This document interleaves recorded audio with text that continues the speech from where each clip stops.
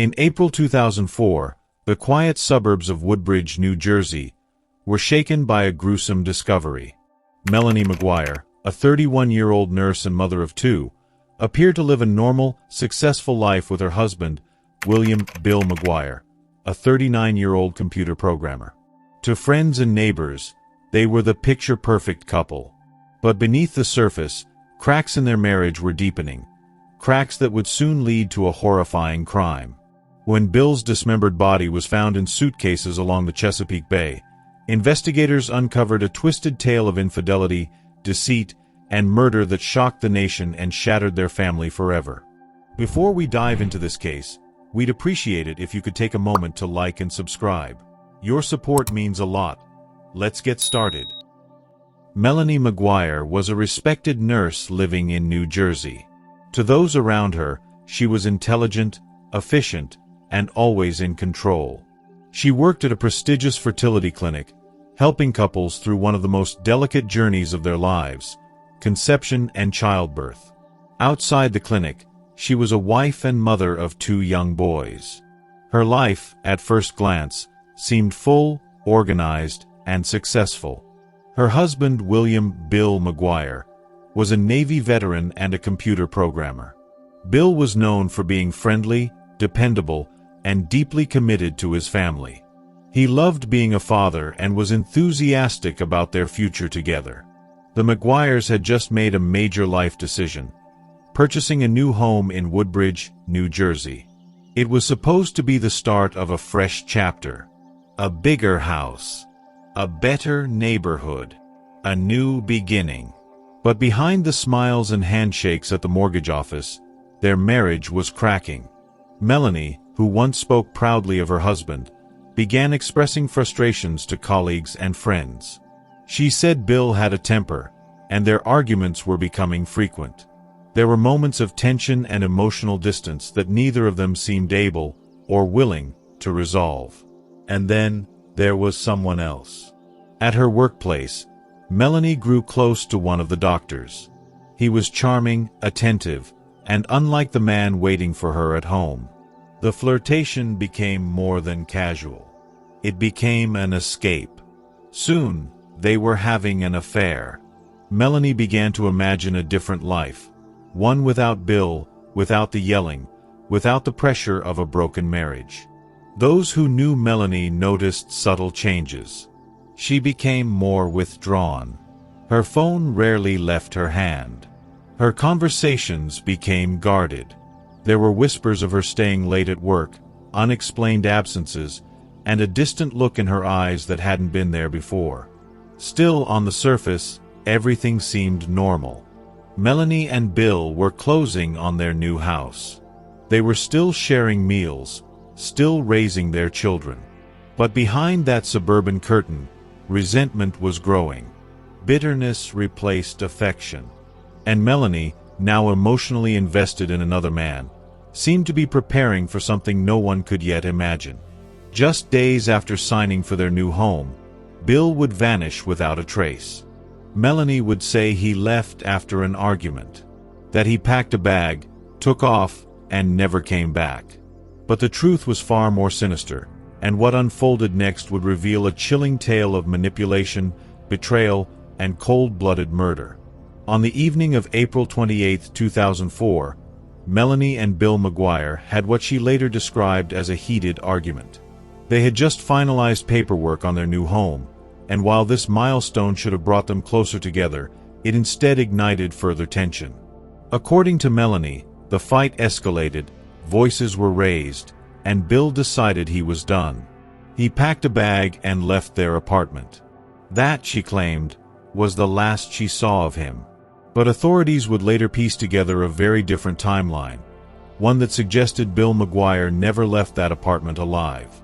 Just days before Bill's alleged disappearance, Melanie had made a peculiar stop at a gun range. She obtained a permit and purchased a .38 caliber handgun, a gun she would later claim was for self-defense. The timing was suspicious, to say the least. What could have prompted this sudden need for protection? And more importantly, why wasn't this detail shared with police when she first reported Bill missing? Investigators believe that sometime on the night of April 28th or early morning April 29th, Melanie used that gun to shoot Bill inside their apartment. He was shot twice, once in the chest and once in the head. The scene, as described by experts, showed signs of a cold, calculated act rather than a crime of passion. No neighbors reported hearing gunshots, which suggested a silencer or careful planning. Whatever happened in that apartment, it happened quietly and with chilling precision. But the story doesn't end with the murder. What happened next was even more disturbing. Over the course of the next 2 days, Melanie allegedly dismembered her husband's body in their bathroom. It was a gruesome and methodical process. She then packed his body parts into 3 separate suitcases. She didn't panic. She didn't call anyone. Instead, she drove to a Chesapeake Bay bridge in Virginia, over 200 miles away, and tossed the suitcases into the water, hoping the current would carry them far away from any connection to her. But the current had other plans. On May 5, 2004, a fisherman discovered the first suitcase washed up on the shores of the Chesapeake Bay. Inside was a man's leg. Days later, a second suitcase was found containing a torso. Finally, the third suitcase was recovered, and with it came the identification of the victim, William McGuire. It wasn't just the contents that raised red flags. The suitcases themselves were traced back to a specific brand and store. The purchase of the matching luggage was linked back to Melanie. Surveillance footage, credit card receipts, and toll booth records began painting a damning picture of her movements. Despite the horror of the crime, Melanie continued with her life as if nothing had happened. She returned to work. She smiled. She comforted friends. But behind the composed exterior was a woman now under the scrutiny of investigators, and her carefully constructed alibi was beginning to crack. As the grisly discovery of Bill McGuire's dismembered body made headlines, the investigation quickly gained traction. Police now had a name, a crime scene scattered across state lines, and a widow who, despite the mounting tragedy, remained eerily calm. Melanie McGuire, a respected fertility nurse and mother of 2, initially presented herself as a concerned, grieving spouse. But her story, though sympathetic on the surface, began to crumble under deeper scrutiny. Investigators started retracing Melanie's steps in the days leading up to and following Bill's disappearance. What they found was troubling. Toll booth records showed her traveling from New Jersey to Delaware and Virginia, matching the general locations where the suitcases had been dumped. Surveillance footage from a local Walmart revealed her purchasing heavy-duty trash bags and cleaning supplies around the time of the murder. Police also found internet searches on her computer about how to buy a gun in New Jersey and how to commit murder undetected. Perhaps the most damning evidence came from the forensic analysis.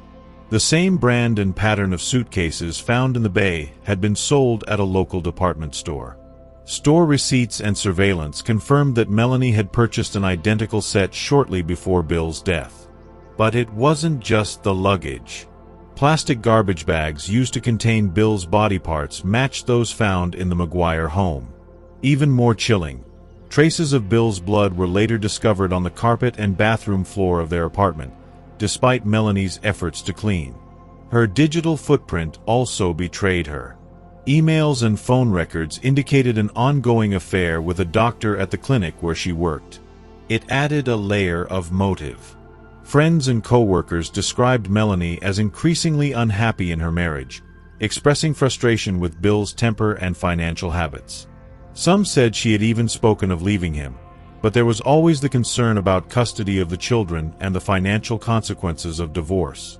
Instead of separating from Bill through legal means, prosecutors argued, Melanie plotted a more permanent solution. Still, Melanie denied any involvement in Bill's murder. She maintained that he left their apartment after a fight and never returned. When police pressed her about the inconsistencies, the travel, the purchases, and the forensic evidence, she offered explanations that grew more implausible. At one point, she suggested that Bill may have had connections to Atlantic City or criminal elements, despite no evidence supporting such a theory. Detectives were convinced that Melanie had committed the murder, dismembered her husband's body, and disposed of it hundreds of miles away, all in an effort to start a new life with her lover, free from the burdens of her marriage. But theories and suspicions weren't enough. To bring her to justice, the prosecution needed a solid case, one that would stand in court and convince a jury beyond reasonable doubt. And as they would soon discover, Melanie's calm exterior couldn't hide the storm of evidence closing in around her. The courtroom was packed as the long-awaited trial of Melanie Maguire began in 2007, 3 years after the grisly discovery of her husband's body parts floating off the shores of Virginia.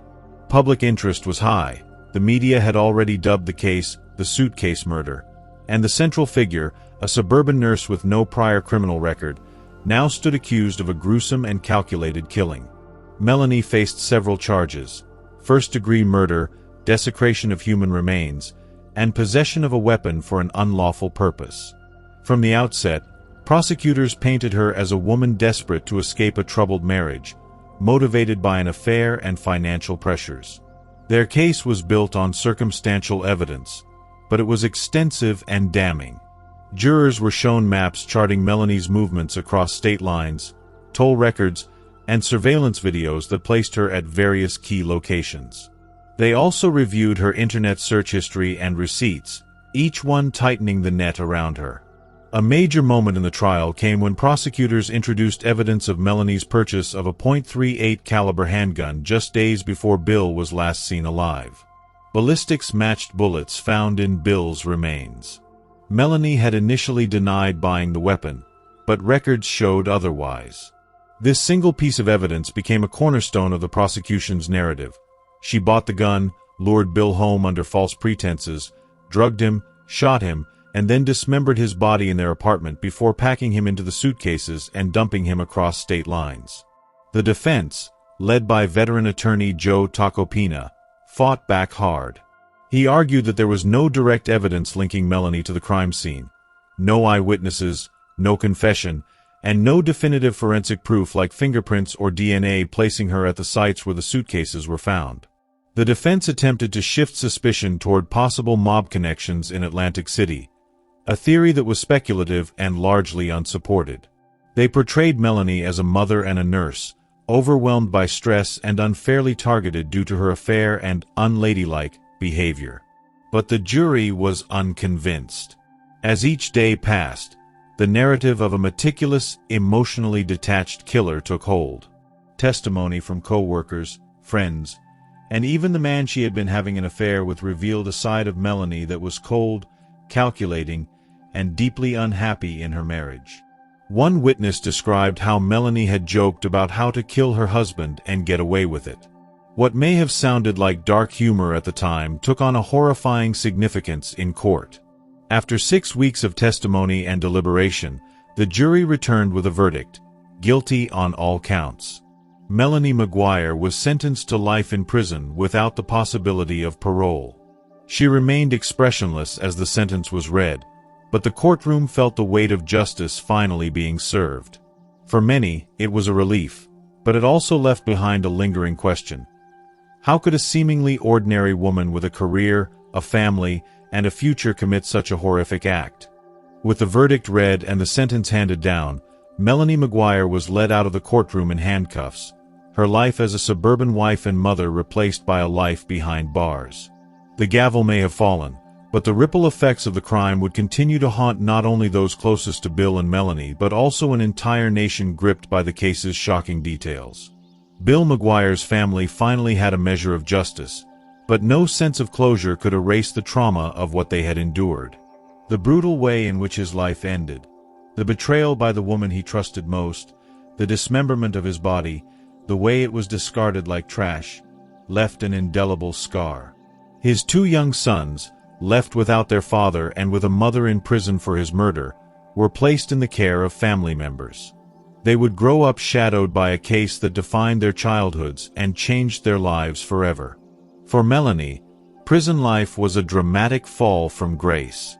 Once a respected fertility nurse living in a modern townhouse in New Jersey, she now spent her days confined within prison walls. Over the years, she maintained her innocence, appealing her conviction multiple times. Each appeal was denied. She insisted that she had been wrongly accused, that she had no part in her husband's death, and that the case against her was built on circumstantial evidence twisted into a narrative that suited the prosecution. Meanwhile, the public fascination with the case only grew. Documentaries, podcasts, and true crime specials examined every detail. The suitcase clues, the purchase of the gun, the damning surveillance footage, and the tangled web of lies Melanie spun. The image of 3 suitcases floating in the Chesapeake Bay became synonymous with the case, an enduring symbol of deception hiding in plain sight. The affair that may have sparked the tragedy faded into the background, but it served as a stark reminder of how obsession and secrecy can boil over into irreversible violence. The idea that a nurse, a caregiver by profession, could coldly plan and execute such a crime against the father of her children disturbed the nation's collective conscience. It wasn't just the act that shocked people, but the methodical way in which it was carried out. Today, Melanie McGuire remains incarcerated, her name now cemented in true crime history. She is no longer known as a nurse or a mother, but as the woman behind the infamous suitcase murder. Her story serves as a chilling testament to how love can turn to hatred, how ambition and infidelity can fuel destruction, and how beneath the surface of a perfect suburban life, something far more sinister may be lurking. The final chapters in this story are left to the children, innocent bystanders in a tragedy that stole not just their parents, but their sense of safety and stability. They carry the legacy of a crime too monstrous to forget, a reminder that even the people closest to us are capable of terrible things. The chilling case of Melanie McGuire, the so-called suitcase killer, reveals how a seemingly perfect life can hide the darkest secrets. A respected nurse, a mother of 2, and a wife, Melanie shocked the world when her husband, Bill McGuire, was found dismembered and stuffed into suitcases. What unfolded was a tale of infidelity, calculated murder, and cold-blooded deception. Her double life, the purchase of a gun, and the digital evidence ultimately led to a guilty verdict. Yet, even behind bars, she claims innocence. This story serves as a haunting reminder of how dangerous secrets and betrayal can become. If you found this case as gripping and tragic as we did, let us know your thoughts in the comments below. Do you believe justice was truly served? Don't forget to like this video, subscribe to our channel, and hit the bell icon so you never miss another true crime story.